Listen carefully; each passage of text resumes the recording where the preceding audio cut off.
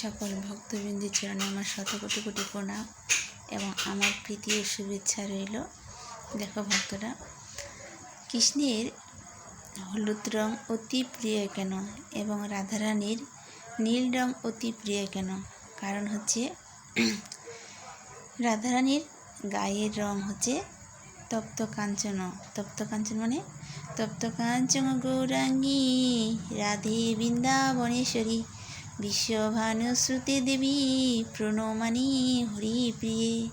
কারণ হচ্ছে রাধারানীর গায়ের রং হচ্ছে তপ্ত কাঞ্চন। তপ্ত কাঞ্চন মানে কাঁচা সোনার মতো তার গায়ের রং, তাই তার কৃষ্ণের হলুদ রং অতি প্রিয়। তার যে ধুতি পরানো থাকে সেটা হলুদ কালারের থাকে, আর রাধারানীর যে শাড়ি পরানো থাকে সেটা নীল কালারের থাকে। কেন? কৃষ্ণের গায়ের রং হচ্ছে নীল, তাই রাধারানীর নীল রং অতি প্রিয়।